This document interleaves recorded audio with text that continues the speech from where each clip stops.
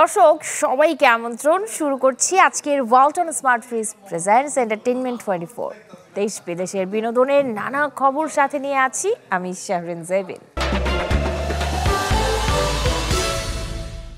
ভালোবাসা দিবসের নাটকে বেশ নজর কেড়েছেন ছোট পর্দার অভিনেত্রী তটিনী। এরই মাঝে ব্যস্ত সময় কাটছে তার আসছে উৎসব ঘিরে নতুন নাটকের শুটিংয়ে। সম্প্রতি চ্যানেল 24-এর ক্যামেরায় কথা বলেছেন সময়ের জনপ্রিয় এই অভিনেত্রী।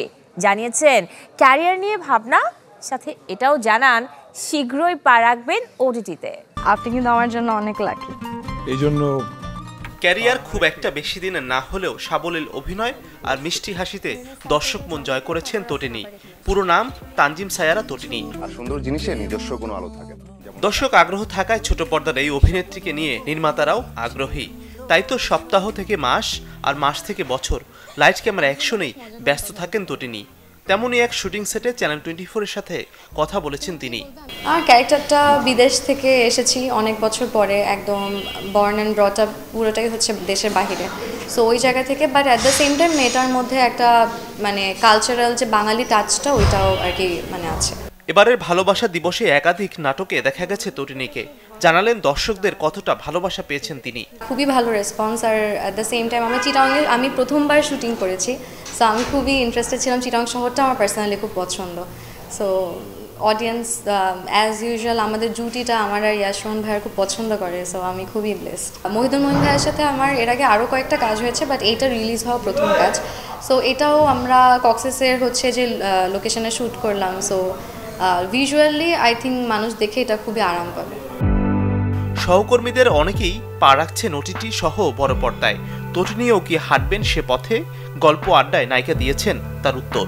সিনেমা ওটিটি, সিনেমাটা একদম ডিফারেন্ট, সিনেমাটা আরও টাইম কনজিউমিং, বাট ওটিটিতেও তো আসলে নাটকটা যেহেতু রেগুলার করা হয়, সো এখন আমাদের মোটামুটি একটা আইডিয়া হয়ে গেছে যে আমরা কি কাজ করব, কোন ধরনের কাজ করব। বাট ওটিটির ক্ষেত্রে আমার কাছে মনে হয় আমার যেহেতু শুরু, আমার ফার্স্ট, তো আমি একটু ভালো কোনো গল্পে এক্সেপশনাল কিছুতেই করতে চাই।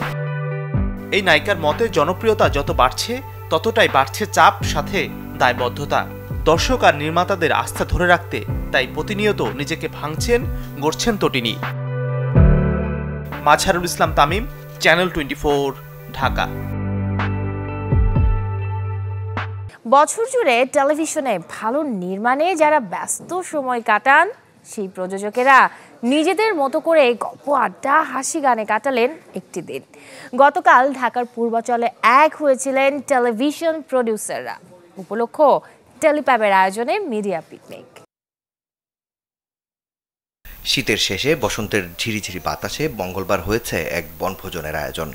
মিডিয়া পিকনিক নামের যে আয়োজন পরিবার পরিজন আর বন্ধুদের আড্ডায় ছিল প্রাণবন্ত। নব আনন্দে মাতি শিরোনামে ঢাকার অদূরে পূর্বাচল ক্লাবে হওয়া এই বনভোজনের আয়োজক television programme producers association of Bangladesh.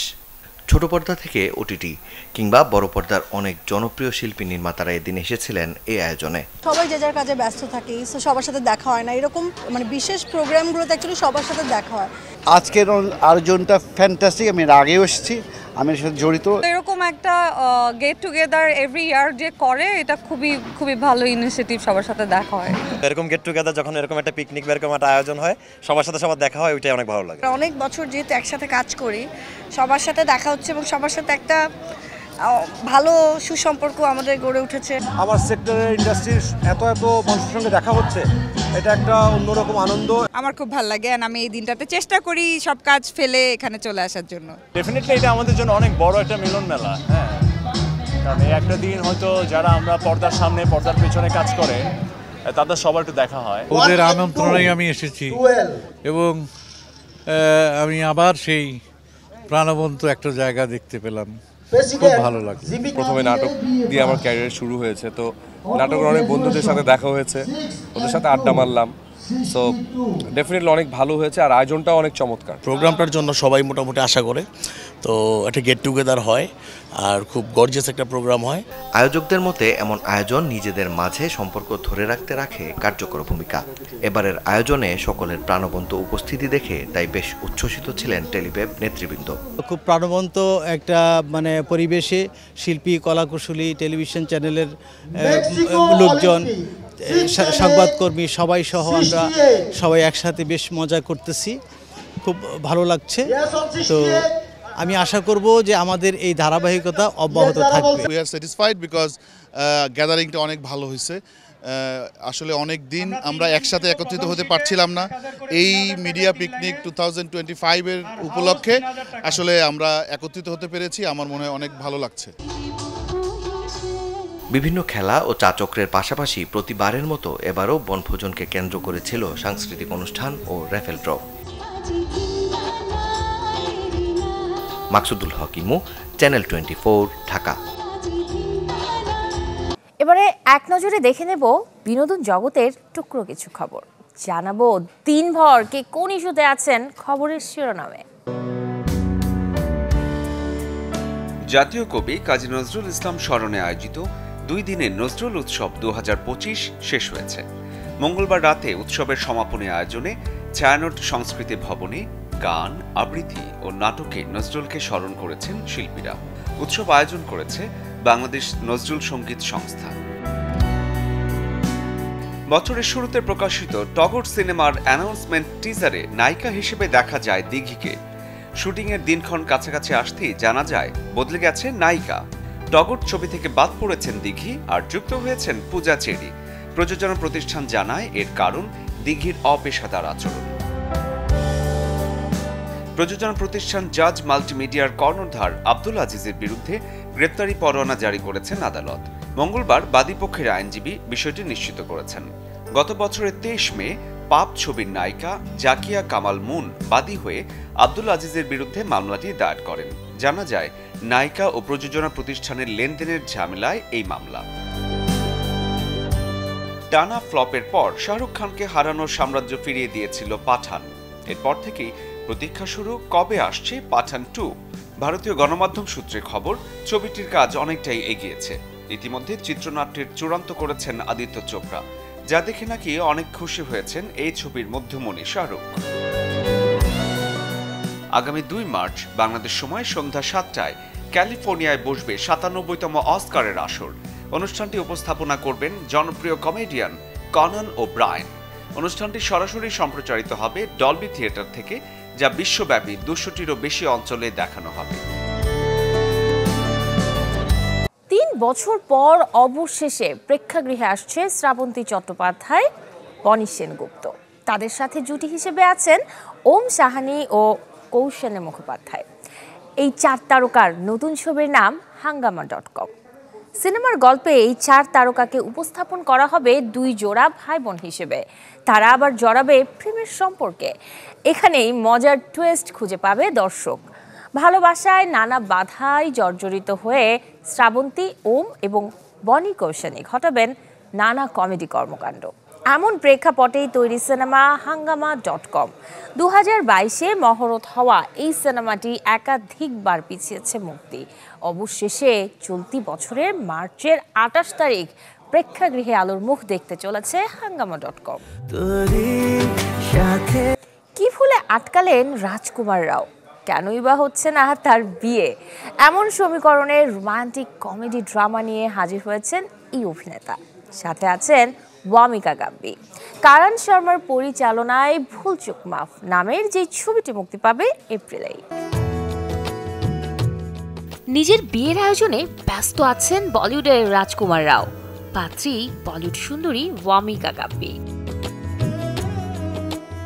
বাস্তবে নয় এমন দৃশ্য সিনেমার দৃশ্যপটে, যার শিরোনাম ভুল চুক মাফ।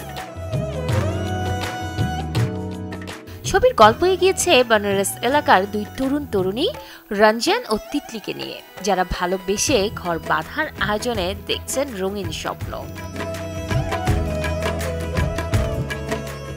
তিতলিকে ঘরে তুলতে রঞ্জন জোগাড় করেছে সরকারি চাকুরি। 2 পরিবারকে রাজি করিয়ে বিয়ের তারিখটাও ঠিক করে 30 তারিখে। তবে বাদসাধে সময়ের এই হিসেবেই। বিয়ের দিনে যতবারই গায়ে হলুদের আয়োজন সম্পন্ন হচ্ছে ততবারই সময়টা ঠিক হলুদের আয়োজনে ফিরে যাচ্ছে। কিন্তু কেন এই বিড়ম্বনা? কি ভুলে রঞ্জনের এই বেহাল দশা? আটকে যাচ্ছে 7 পাকে ঘোড়া। এমন সমীকরণে ভুলচুক মাফ সিনেমাটি পরিচালনা করেছেন করণ শর্মা। ছবির প্রধান 2 চরিত্রে আছেন রাজকুমার রাও ও ওয়ামিকা গাব্বি। দুজনের কমেডি আর রোম্যান্স কতটা দর্শক টানতে পারবে সিনেমা হলে এখন তাই দেখার অপেক্ষা।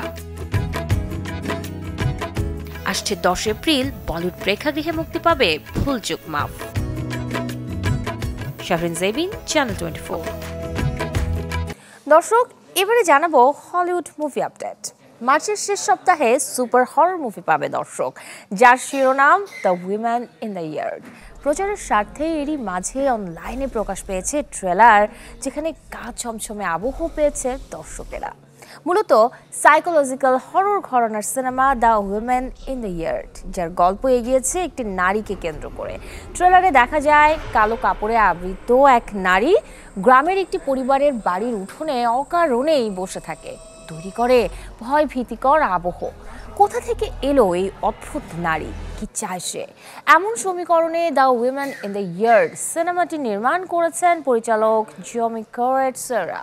এতে বিভিন্ন গুরুত্বপূর্ণ চরিত্রে অভিনয় করেছেন ড্যানিয়েল ডিডওয়ালার, অকউই, রাসেল হর্নসবির মতো তারকারা। The women in the yard সিনেমাটি মুক্তি পাবে মার্চের 28 তারিখ।